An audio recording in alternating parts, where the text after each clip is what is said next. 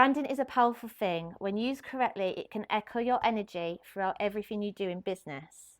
Your energy will attract your people, and you'll create a community of people that genuinely connect with you and your business on an emotional level. So they'll want to buy from you. You'll get that repeat custom. As a small business, you're the guardian of your brand, which means you can also be flexible. You can adapt your brand as your business evolves, and a branding designer can help ensure the visual side of your business is in keeping with where you're at and where you're going, and can do so in a way that excites people.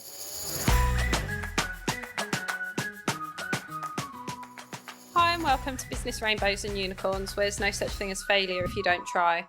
This podcast is specifically for business owners or wannabe business owners. Say you've got a side hustle or you've got a passion for something and you think it'd be absolutely amazing, or you see people that do amazing things with their passions and what they enjoy doing.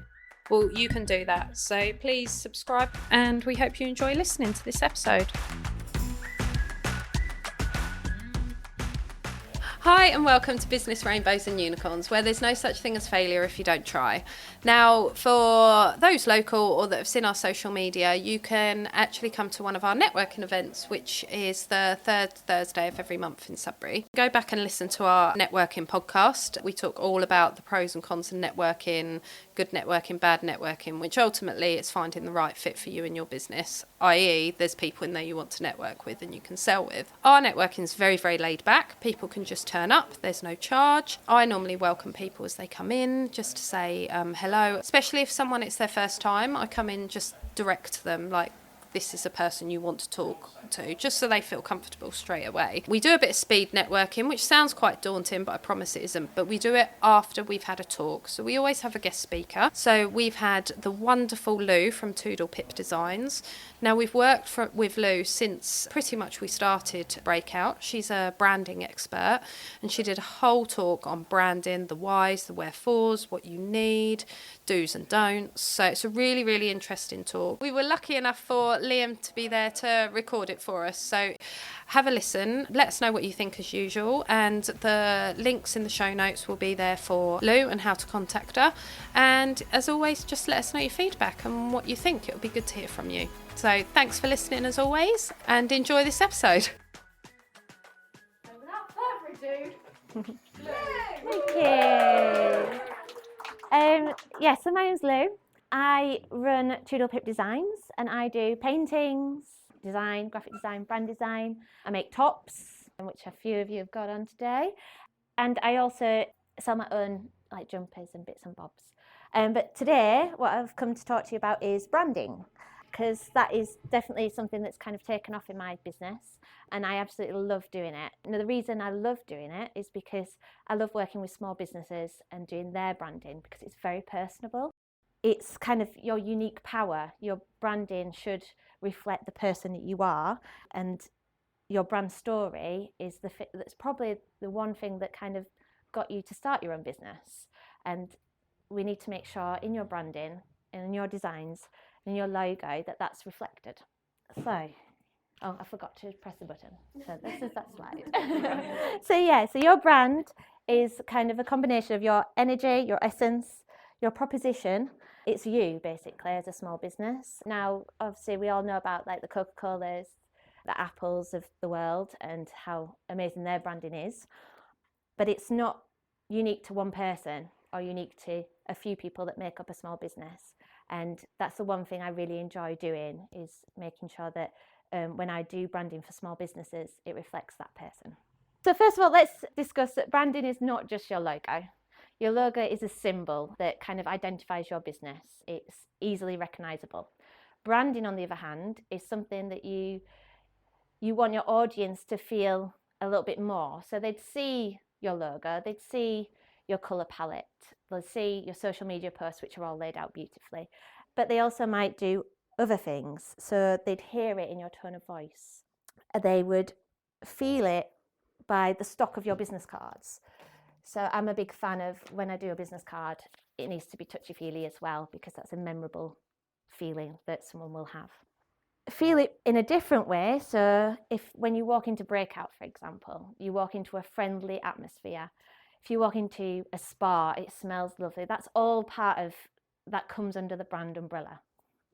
Taste it. So if we've got any bakers or chefs, if you go to a cafe, they've got a certain style of food that all kind of is the essence of your brand. And smell it. I know that's another kind of niche one, but if you've got beautiful candles that are high luxury, or again the spa, when you walk into a spa, it's beautiful. That's all part of branding, or it can be. So how do we see a brand? So a nice little list here. So you'd see it as a main logo or logo format. So if you look for my social media, I've just got the T of Toodle-Pip as my little profile. I also use that on the back of t-shirts that I design. Fonts. So what fonts do you use that obviously need to tie in with your logo and your branding? The colour palette, that's very important to keep that consistent throughout, because that kind of is a big draw to the eye, and you immediately associate different colours with different brands. So one example here is Kate. She asked me to do her branding for her a few months ago, and she wanted to incorporate the colour of her equipment, which was like a maroon, and the colour of the door, which was a lovely farrow and ball colour, wasn't it? French grey. And then we kind of tied in the textures of her studio as well, because that's part of her brand as well. So we incorporated the painted white brickwork and the kind of ashy colour flooring, and we tried to kind of encapsulate that in her branding as well, which kind of gave a lovely, well, I think it's lovely. Branded photography. So this is one. So I've just been on a branding photography workshop with a local photographer called Georgina Little, and it was brilliant. It was so good. I really suggest if you're looking for brand photography, give her a little search. And she went into the fact that, you know, your brand photography needs to show your essence and your energy, and that's how it becomes like lovely brand photography that you can use across your websites, your socials. Icons and illustrations. So you might have a set of icons that you use across your highlights that all need to be in keeping. Sorry, Kate, to bring you into this again, but we did some lovely little Pilates illustrations which work well, obviously being the subject. Social media templates and style. So it's always nice to have, I don't know if you've got OCD, when you come to Instagram or Facebook, you want it all to look collective and beautiful as you look on your phone. So one example here, Breakout, Sudbury, has the green and pink colour palette, and everything's tied into that, and it just looks beautiful when you kind of scroll through. Their audience know immediately that that's Breakout Sudbury without having their logo on there. So having your social media tied in with your colour palette, your fonts, you won't always need to use your logo as well. And then obviously there's your stationery, so leaflets, business cards, letterhead, signage, stationery bags, everything can be in keeping with your brand style. And the last one, which is a favourite because I do it, branded clothing and merchandise. So I like to work with small businesses on their branded clothing because we get to have a bit of fun. You want to be able to show your character, so you might just want a logo on your chest, right hand side, but there's a whole back. Do something with it. So the Breakout ones, obviously they've got, thank you girls, have got what they do on their back in a fun way. The ones that I love working with, Bar Rumba. Does anyone know Bar Rumba? So we have great fun with them. They're teal, we acid dye them, they've got bright orange, and on the back we do kind of lovely quotes and all sorts. So, and that's their brand. Their brand is fun, so their branded clothing needs to be fun too. And just to say that, because Lou, we took what was on the back of the t-shirts onto my car. So I've got a smart car, which obviously is a bit weird anyway. But we put its sayings and quotes all on there. And I had a lady, and she works at Casabella in Melford, so 10, 15 doors down. And so walks past every single day. She's walked past Breaker for 2.5 years. She said, she came in the other day, just in your car, it says about computers running slow. Do you do that? I was like, yeah, I do that. She's like, and I was saying to someone today, I said, it's funny because it's in the window and it's on other things, but it's what catches people's eyes. If you're not sick of your own marketing and saying something, you're not doing it enough. And if you are, you're still not doing it enough. You need to tell people, and that's where working with Lou, so it's on our, you give out a business card, we've got a leaflet, we've got our t-shirts, we've got the car, we've got the windows, it's everywhere. Now, obviously, you don't have to do all of those because that could cost a bomb. But it's a pick and mix. But I think the main thing is that everything looks like a family. It's all cohesive, it all matches. And that's how you get your brand across without just using your logo. Right, so how can someone feel your brand? So this is kind of the background work before you go into branding, what you need to think about. What's your purpose / your mission statement? Why do you do what you do? Your vision, where's your company going to be in 5 years' time, and what decisions are you going to make to get it there? Your values, how do you work? Why do you work like this? Does the way you work affect other people, your surroundings, the world? Now, you might decide to use biodegradable packaging. That's part of your character, part of your branding. Positioning, sorry. Where do you sit in your industry, and what makes you different to a similar company or competition? Your voice, what's your tone of voice? How do you speak? You could be quite friendly, or you could be more professional. That will shape your branding as well, and how people react to you. Messaging, what's your tone of voice, the word style of language you use? So my favourite example here is I use emojis when I do my social media posts. I use them on my website, but someone might not. So it's the tiny little decisions that also make up your branding. All the above, that feeds into the energy you give off, and your branding encompasses that energy. And that's what you want your audience to receive when they're looking, buying, ordering from your business. So with all that in mind, how do you start creating a brand? So I've got some little pointers, and I'm going to tell you mine and see if they tally up. Hopefully they will. So what's your brand purpose? Toodlepip Designs is here to express peace, love and positivity through art, design and creative solutions. Identify your customer. I'd say my customer is mainly women from age 25 to 55, maybe mums, possibly business owners as well, probably like me. How does your audience feel when they work with you / place an order with you? This is quite an abstract one. You know, when it's Christmas time and you go to the coffee shop and you want the most indulgent hot chocolate, and it's got everything. It's got marshmallows, it's got cream, it's got a flake, it's got sprinkles. It is incredible. You've just seen someone order one and you're like, I am having that. So you order it, and the excitement that you feel, and then it comes and you have it and you get that warm fuzzy, oh, that's so lovely. That's what I want my customers to feel. And what's your brand story? So this one I think is especially special, very special, because I know my brand story is the reason why I started Toodlepip Designs, and I think that's true for a lot of people. I'm a mum of 3.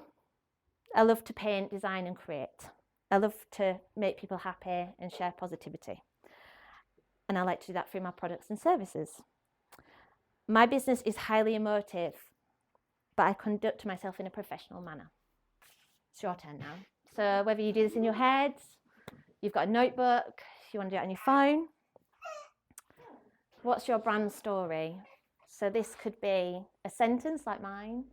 It could be some words.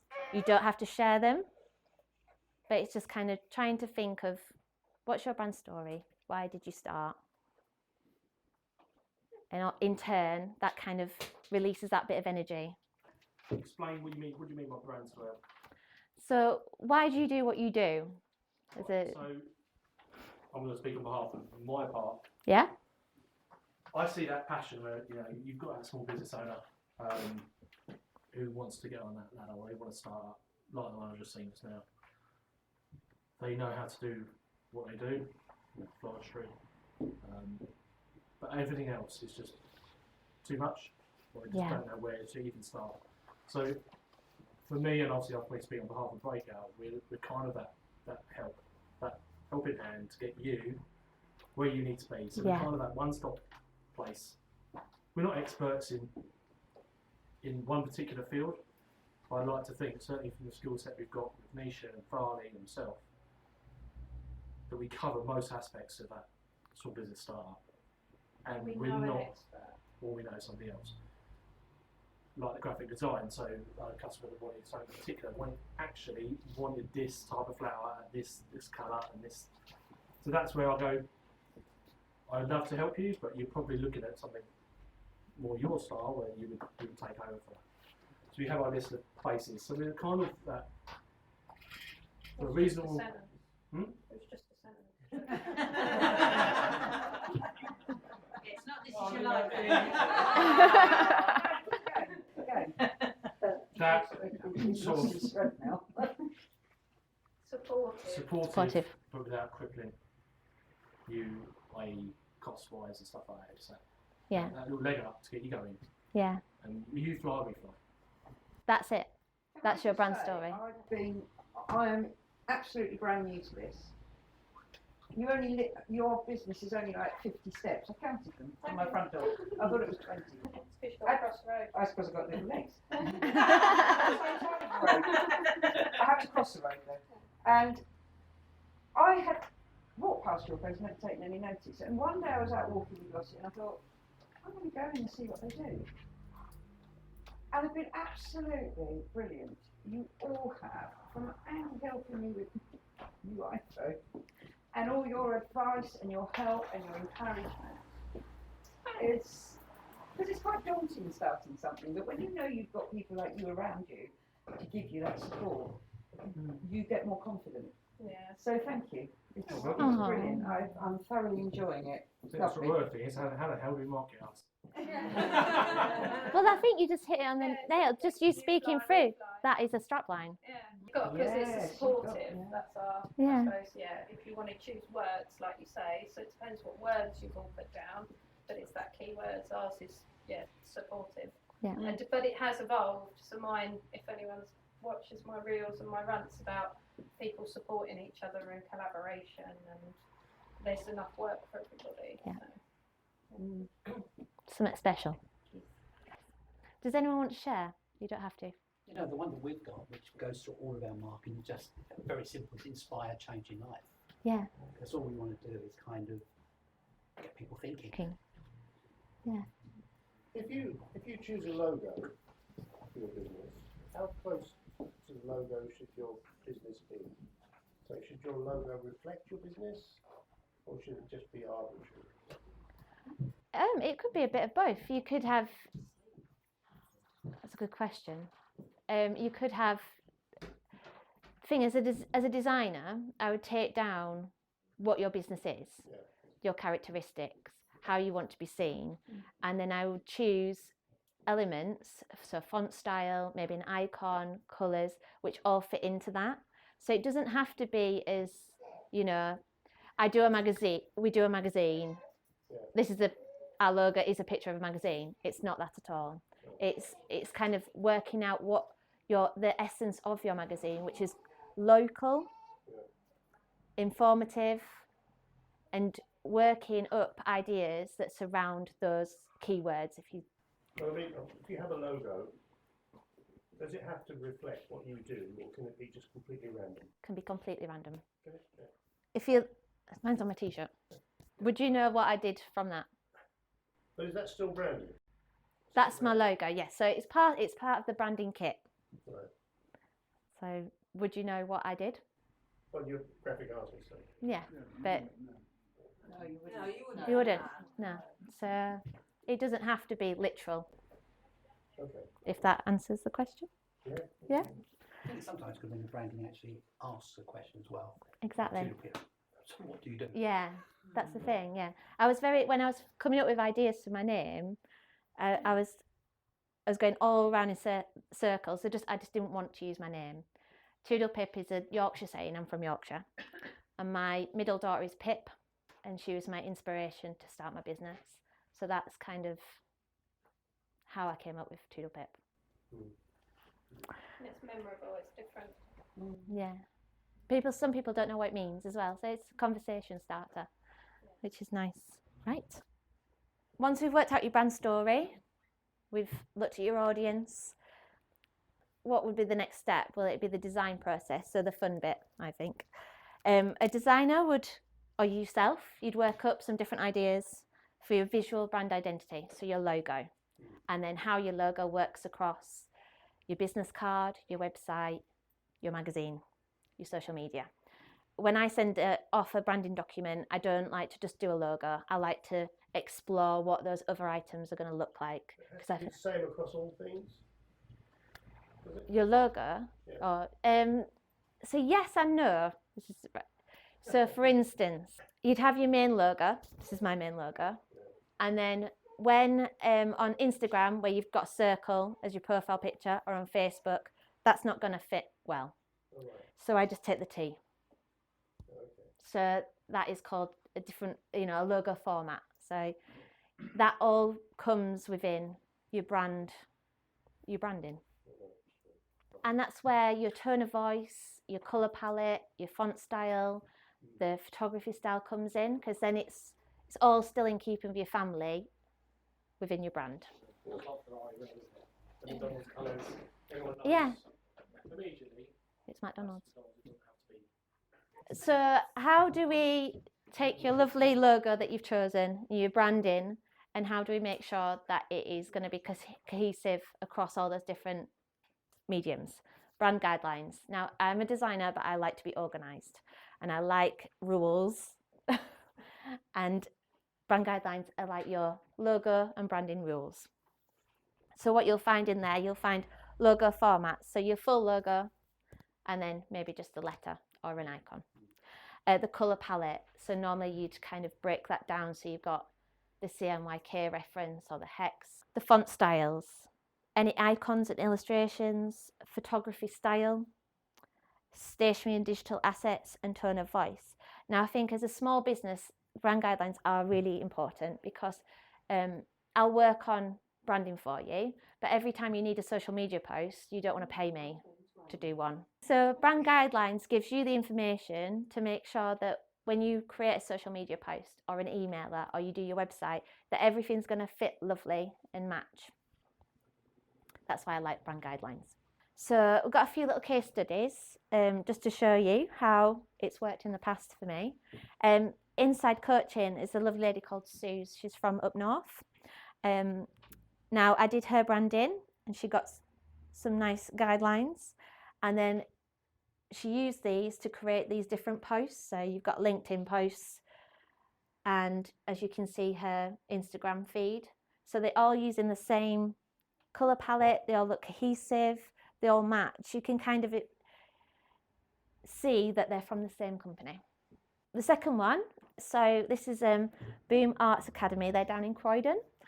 So Isla came to me, she says, I've got a logo, I like my logo, but it doesn't work on my website because it's lots wide. I want a round logo, and then I want some brand guidelines, just so that when I ask my social media person to do some posts, it's all in keeping. And she's also trying to start a franchise, so it's really important that everything's going to fit together. So this was her Instagram feed before, which, I mean, it looks lovely. We did some guidelines, we did a circle logo, we did colour palettes. She also got me to illustrate a boombox robot dancer, which I can't show you because she hasn't done anything with it yet, but it's really cool. And it's also in the brand colours, obviously. And then you go on to her feed now, and it's enhanced it. So having those rules, having those guides, it's just kind of popped. And her feed is a lot more colourful. Before it's a lot of black, but it still looks, you can tell it's the same company. It's still within the family. Right, so to conclude, branding is a powerful thing. When used correctly, it can echo your energy throughout everything you do in business. Your energy will attract your people, and you'll create a community of people that genuinely connect with you and your business on an emotional level, so they'll want to buy from you. You'll get that repeat custom. As a small business, you're the guardian of your brand, which means you can also be flexible. You can adapt your brand as your business evolves, and a branding designer can help ensure the visual side of your business is in keeping with where you're at and where you're going, and can do so in a way that excites people. Any questions? I have actually. Yeah, You know, was that a dance school that she was? it was, yeah. I thought so. My brand is black and gold, so everything on my feed does look very black. Is that bad? It's not bad, no. But do you think that... No, I'm thinking about it. It's black. Everything's black. Not bow and arrow, dance. So I think it's because my girls go to Holly's dance school, and I've used Holly a lot because she's amazing at what she does. And when my little girls walked into your studio for the first time, they thought it was Disneyland. Actually, thank God, because I don't have to take them for a few years now. But maybe we need to introduce more colour to get that kind of feel. Like, it's a beautiful space, isn't it? You have a black floor. Yeah, the studio is black and white, but I'm thinking on my actual social media. Yeah. Because it's all reels, it's all black. Do you get what I'm saying? Yeah. That looked really pretty with she had like. So she had, she had quite a lot of colours in her palette, Yeah. which is fine. You can have as many as you want, but I mean, I'd restrict it. But Yeah. maybe kind of looking at getting some extra colour in there would make it pop a little bit more. Yeah. And your reels, you could put front covers. Is that what they're called? Thank you. So you could do your own front covers. I think there's definitely room in your brand, your type of business, to incorporate. Okay. I might add some colour. Surprise people. And then just because I was doing this presentation today, and I was like, how many branding projects have I done recently? And I thought I'm going to do a little mood board of what I've done. So we've got Kate.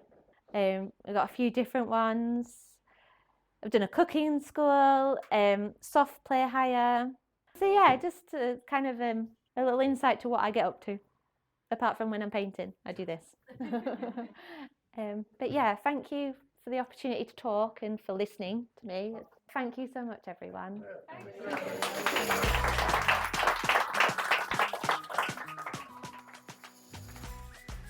Thanks for listening to this episode. We really hope you've enjoyed it. If you have, please share with a friend who you think needs a bit of help with starting a business, or even their small business which they've already got going. Please like and subscribe to our podcast, which always helps a small business or small podcast like us. And check the show notes. We all have everything in there relating to the episode which you might need, might want to read, and links to anyone we've interviewed and certain subjects we've spoken about. And thanks for listening.